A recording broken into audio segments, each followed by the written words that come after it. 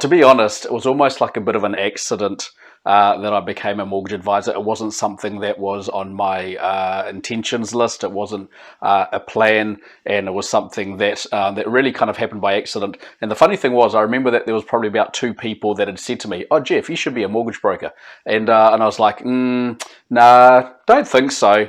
Don't think that sounds like me." Didn't really, wasn't really attracted to doing that job.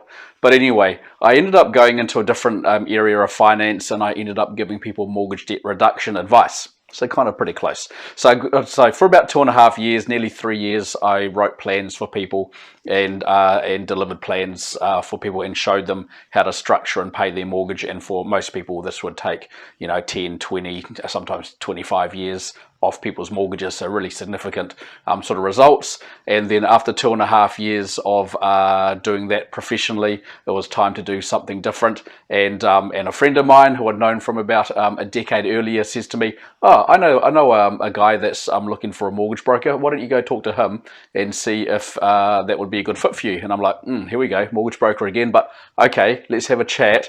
And so anyway, I became a mortgage broker, as you know, and so I gave that a go, and worked with another company for about two years, I think it was, and before starting my own company and going out on my own, and of course that turned into Futurebound. Now, one of the things though that really motivated me and still motivates me to this day to give people good advice and to help people with their mortgage is I guess around the idea of when someone buys a house, and especially if you're a first home buyer and you're buying a house. Think about it this way. You're taking out maybe $500,000 worth of debt. Some people a little bit less than that. Quite a lot of people now more than that. So quite a lot of people are taking $500,000, $600,000, sometimes $700,000, $800,000 mortgages out. And this is the biggest financial decision or the biggest financial move that you've ever made in your life up to that point. And it may even be the biggest financial move that you make in your whole life. So we're talking like, a massive amount of debt and a massive amount of massive implications on your life when you buy a house and you take on a mortgage of that sort of size. And the thing that really bothered me back then, and it still bothers me now, is that a lot of people in New Zealand don't take any advice around that.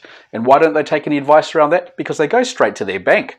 And do you know what? It's bonkers to go straight to your bank, because do you think someone at the bank is going to teach you how to pay your mortgage off faster? Do you think the bank wants you to pay your mortgage off faster?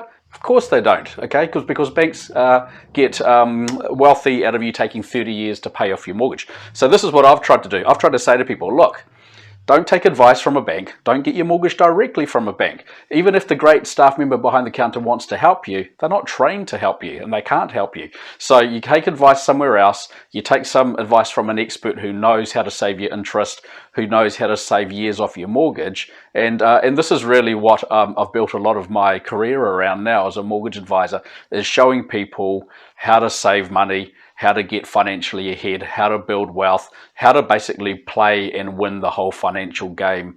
And if you can play the financial game right, and you understand those rules, and you can win from an early age going forward, then your 65 or 70-year-old self will be really, really happy that you made some good moves when you were younger so that you could get the results later.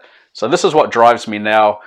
This is what I love doing for people, and it's a lot more than collecting bank statements and pay slips. It's really about transforming lives and fixing or adjusting or changing or inspiring people's financial futures.